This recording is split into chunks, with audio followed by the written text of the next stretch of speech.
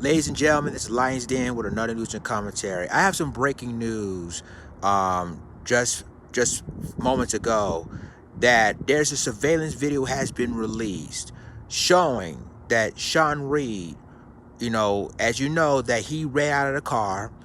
But guess what? He didn't have the gun in his possession. He has a white t-shirt and 2 cell phones. And it proved, and then most yesterday that I even did a story that one of the witnesses said that they saw Dre'Shawn Reed, which is Sean Reed, chased by police. But the police stunned him when he was on the ground, and that one officer shot and killed him. That was from a witness. This surveillance video is proven that so far, I'm not going to say whatever happens next, 'cause I know a lot of you guys going to say, well, what happens next? It didn't tell the whole story. But it does show that Sean Reed didn't have a gun in his possession in that surveillance video. Again, all he had was a white t-shirt and 2 cell phones. So I'm going to go ahead and play this news clip, and I'm going to continue the rest of my commentary. We begin with an RTV6 exclusive involving the IMPD shooting death of Dre'Shawn Reed, which played out on Facebook Live. Our Call 6 Investigates team has obtained surveillance video from the May 6th incident showing the moments before that shooting. And Reed's lawyers say the video is helping them build their case against Metro Police. They believe 24 seconds, that shows them a lot. This surveillance video shows Dre'Shawn Reed stopping his vehicle near 62nd and Michigan Road after leading police on a long chase. It's the first time we see Reed bail out of that vehicle as Officer DeJour Mercer pursues him. We blocked the officer's face since IMPD has yet to release Mercer's official department picture. A closer look at this surveillance video does show Reed running with a t-shirt in his left hand and 2 cell phones in his right hand. To us, that just shows that it's consistent with what we thought, and what we thought is that he did not have the capacity to fire a gun at Officer Mercer because his hands were occupied and he was running. This guy's a trained soldier. If he really shot at that police after 2 shots, probably would have gotten him wounded because they're very close to each other. The surveillance video also does not show what happens when Reed and Officer Mercer leave camera range. Critical moments in the encounter. Now in that video, we see him run beyond the building. Right. So we don't really see that what happens next. Right. Can police say, well, Rafael, look, it's not a full video. They're showing you just half the story, because what happens next is that their client shot at us. Mm-hmm. They probably will say that. They'll say that, and then I expect the story to change along the way as well. I expect for different versions of this story to be presented to the public as evidence keeps coming out. On May 6th, Reed, accused of reckless driving, came to the attention of police. He was broadcasting on Facebook Live. The initial officers following Reed were IMPD Chief Randall Taylor and Deputy Chief Kendall Adams. They were pulled from the chase while other officers responded to the pursuit.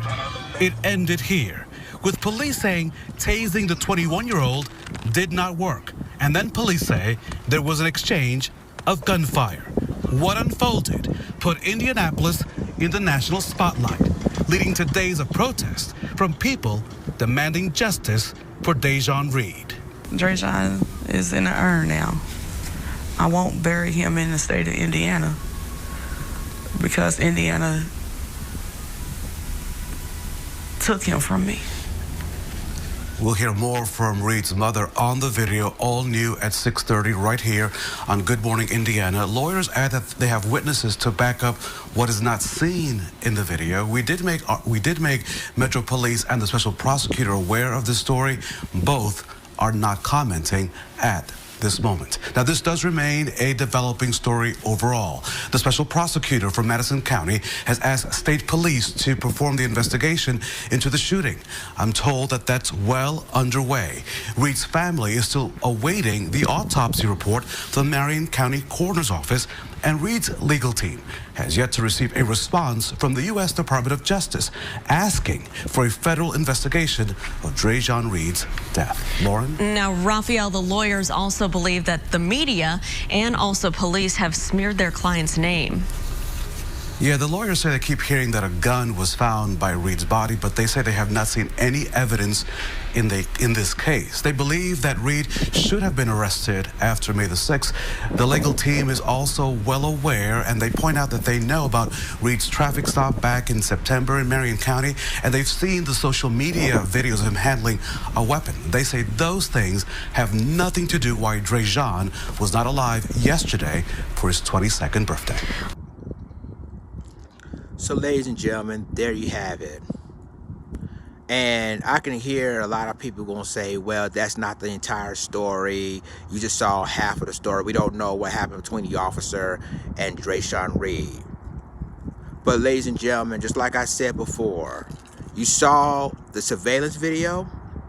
You saw, I reported yesterday that a witness saw the entire thing, that Sean Reed was being chased by police. And all of a sudden, you know, he was tased, failed, he tased again, he was on the ground, and that's when shots were fired, killing Sean Reed. So I can tell that a lot of people are going to say a lot of things different. People has a right in their opinions.